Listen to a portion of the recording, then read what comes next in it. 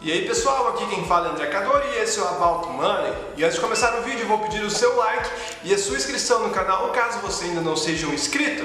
E nesse vídeo eu quero falar sobre 5 ações que eu não invisto nem a pau. Ações que não importa o preço que estiverem cotadas, eu prefiro passar longe. Diferente da maioria dos influenciadores que falam por setor, eu prefiro falar nesse vídeo em empresas específicas, porque eu acho que todo mundo deveria analisar as ações de forma específica, escolhendo ações individuais, porque se você olhar somente pelo setor, eu acho uma análise muito rasa. Por exemplo, tem muitas pessoas que não gostam do setor de varejo, só que se a gente analisar, existem ações fora do radar hoje em dia que são do setor do varejo e que têm vantagens competitivas muito boas, que são empresas muito bem tocadas, estão com um grande caixa e não possuem dívidas. E justamente o que destrói esse tipo de empresa quando os juros estão muito altos é a dívida, é a alavancagem e a falta de caixa. E existem sim empresas do varejo que são muito boas, só que a maioria das pessoas gosta de olhar apenas as ações em evidências, tipo lojas americanas,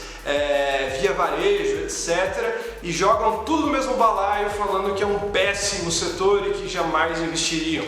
Ou escutam o que o Luiz Barsi diz e levam ao pé da letra. Eu não seria tão rigoroso, eu acho que também não vale a pena colocar muito dinheiro no setor de varejo, porque é um setor mais arriscado sim, só que existem sim empresas específicas muito boas. Só que entre as empresas que eu não investiria, eu posso afirmar com total certeza e convicção que eu jamais investiria na Via Varejo. Eu acho uma empresa muito mal administrada, já enfrentava problemas mesmo antes de todo esse juro alto, e por mais que esteja num preço extremamente barato e atrativo, eu acho que eu não correria o risco numa empresa como ela, já que, como eu falei, tudo caiu meio igual e até empresas boas de varejo caíram na mesma proporção das empresas ruins. Então, se eu tenho a oportunidade de escolher um Mercado Livre ou uma Multilaser, eu não escolheria a Via Varejo. Cada vez que sai um balanço surge um novo esqueleto na empresa e eu acho que tem que ter notícias correndo a favor da empresa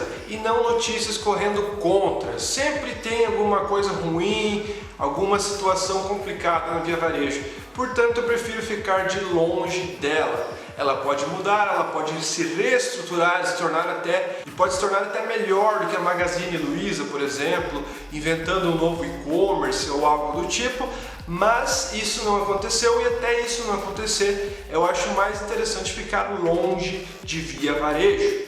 Outra ação que eu não invisto de jeito nenhum, que muitas pessoas gostam, é a CVC. O setor de turismo como um todo já é bem complicado. Às vezes até quando o cenário econômico está bom, ele apresenta resultados muito ruins. Alguns amigos meus falaram que estavam investindo em CVC aproveitando que ela estava na sua mínima história, como se isso dissesse alguma coisa. As pessoas devem analisar sempre os fundamentos da empresa antes de olhar a cotação. E a maioria dessas pessoas que estão investindo em CVC não estão olhando o grande prejuízo que a empresa está tendo e as dificuldades que ela vai ter para sobreviver. Portanto, o risco dessa empresa é muito grande. As pessoas costumam associar a cotação da empresa com como a empresa está indo bem ou mal, quando na verdade a cotação é meramente a emoção das pessoas que estão negociando, ou seja, o mercado é que está decidindo o preço e às vezes o mercado pode estar muito equivocado. Então, às vezes, as ações de empresas de turismo sobem bastante e as pessoas associam que a empresa está melhorando, quando na verdade ela pode estar numa situação muito pior. É apenas a cotação que está melhorando. Existem empresas com resultados muito bons e sólidos que a cotação está caindo e não tem chances de quebrar. E existem empresas que a cotação sobe e a empresa pode quebrar a qualquer momento. Lembre-se que existem empresas do Ike Batista que antes de fecharem capital estavam subindo na bolsa porque as pessoas ficavam tradando elas o tempo todo. Então é só uma mera especulação. Existem empresas fantasmas que nem sequer existem que o pessoal fica comprando e vendendo. E você não pode se basear na sorte. Às vezes você pode comprar uma ação numa empresa desse tipo e ela subir, mas não quer dizer que a empresa está melhorando. Às vezes a empresa está à beira da falência e a cotação está subindo. Então muito cuidado ao investir em empresas têm os seus fundamentos muito ruins e estão em uma situação ruim. E para mim a CVC é uma empresa que está numa situação muito complicada e eu prefiro ficar longe. Não importa se a cotação está nas mínimas históricas ou não. Às vezes a ação pode subir muito e eu perder de ganhar. Só que eu prefiro perder de ganhar do que realmente perder muito dinheiro na prática.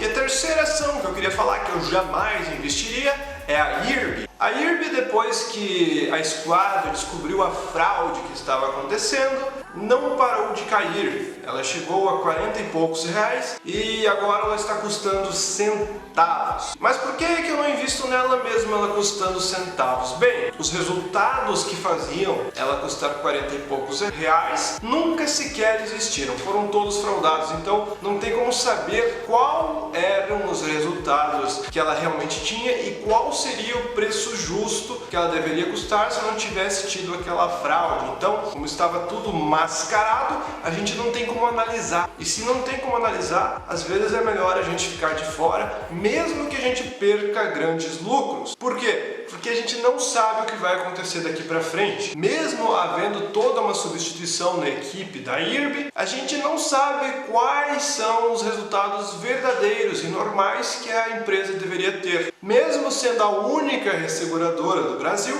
a gente não sabe qual deveria ser um balanço normal que ela deveria ter para estipular um preço justo para comprar a ação. Então, depois de toda a reestruturação que aconteceu na empresa, ela vive até hoje de promessas. E viver de promessas não te dá dinheiro. O que te dá dinheiro são resultados. Por isso, até ela não apresentar um resultado consistente, ou seja, não basta dar um lucro em um mês que ela vai se recuperar, ela precisa dar lucros recorrentes durante muito tempo.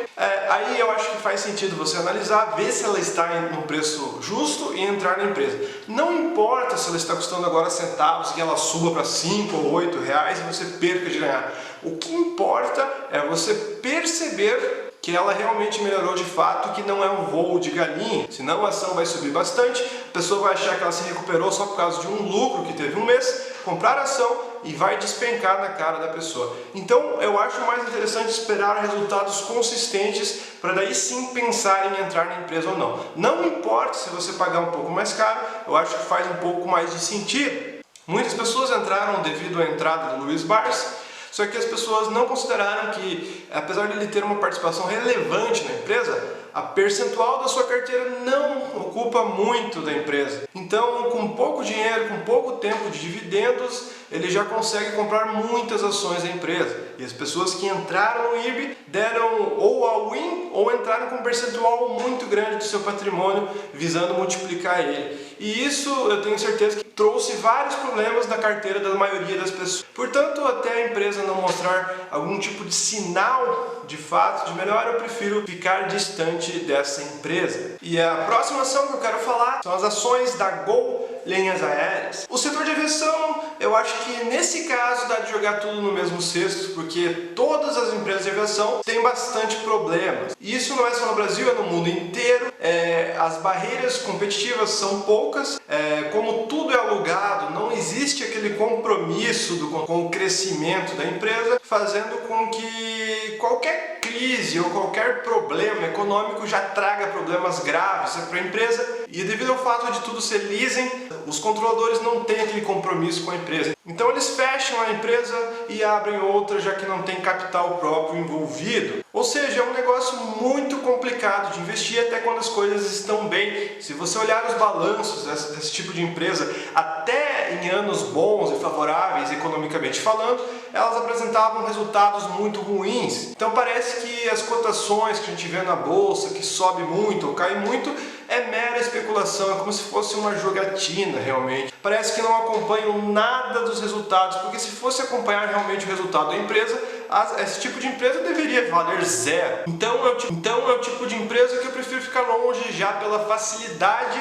de elas quebrarem. Parece que qualquer crise, por mais pequena que seja, qualquer jurinho um pouco mais alto já faz com que essas empresas desapareçam. Quem sabe quem não está acostumado com esse tipo de ocorrido, que não investe há muito tempo, não acredita nisso. Mas eu tenho certeza que nos próximos anos a gente vai ver várias empresas desse setor desaparecer. E se continuar, vai ser sorte. Então eu não quero contar com a sorte, eu quero contar com aquilo que tem mais probabilidade de acontecer, portanto eu fico longe de ações desse setor. Então eu usei a Gol meramente para ilustrar esse setor, mas eu acho que até a Azul eu passaria longe. Outra empresa que eu não invisto, mas daí se trata apenas de desconhecimento da minha parte em não saber e não estudar de forma profunda, é a Oi. Muitas pessoas investem em Oi.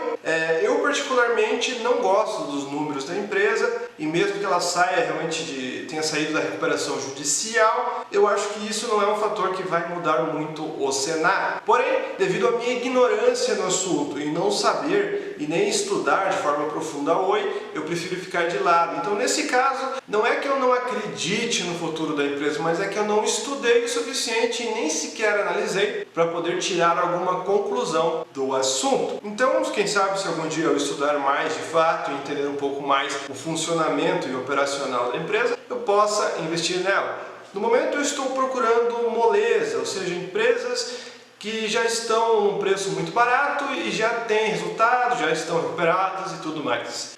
Empresas mais fáceis de investir. Então essas empresas um pouco mais complicadas, que você depende de um futuro melhor ou de alguma promessa, eu prefiro ficar longe. Portanto, se você investe na Oi, deixe nos comentários o motivo que te fez entrar na Oi. O vídeo foi esse, pessoal, eu espero que você goste. Se você gostou, deixe seu like. Se você não é inscrito no canal, se inscreva. Valeu, falou e até a próxima!